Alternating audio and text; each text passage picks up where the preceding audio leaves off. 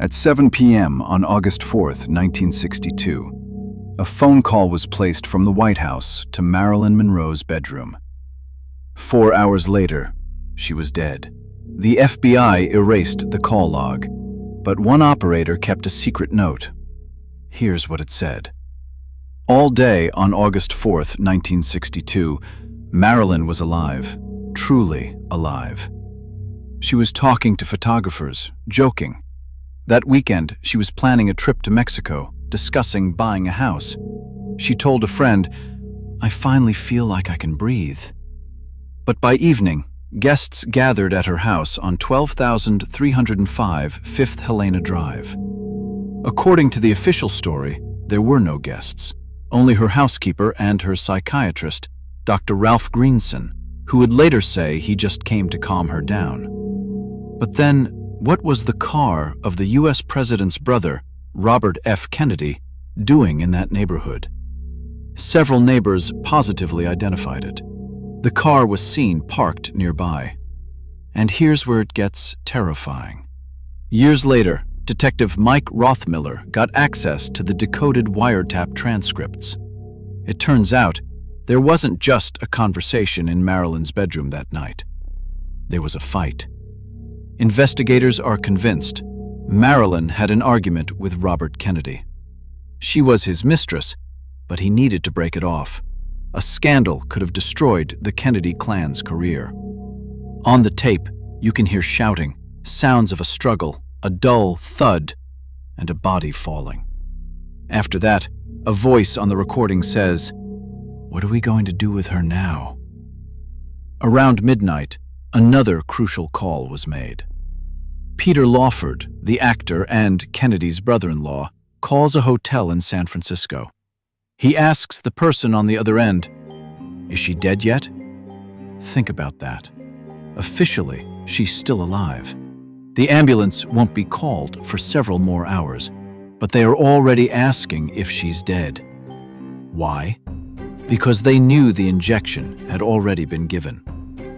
When the police finally arrived at 4:25 a.m., they were met by two doctors and the housekeeper. Marilyn's body was laid out perfectly straight, as if she had been posed for a photo. Coroner's investigator Jack Clemens immediately spotted the inconsistency.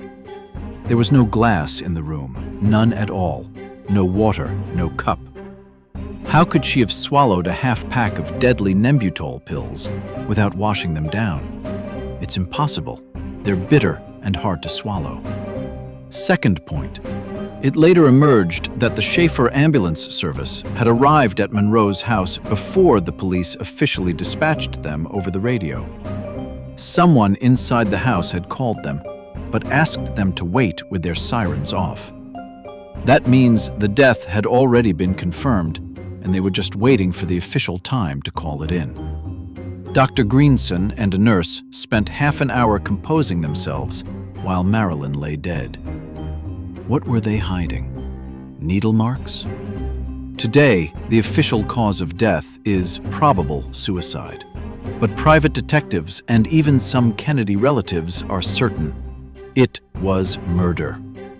Marilyn had a red diary where she wrote down everything she heard from the Kennedy brothers. State secrets, discussions about the Cuban Missile Crisis, the mafia connections that helped get JFK elected.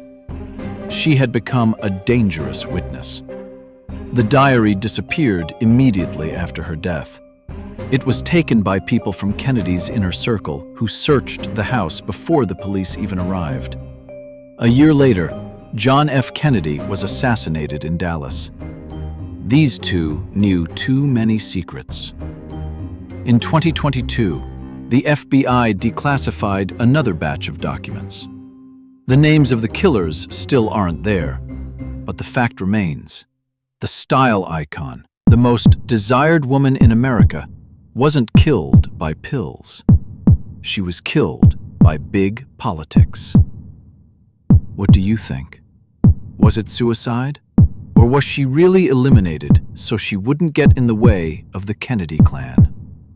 Let me know in the comments and subscribe. It's only going to get more intense from here.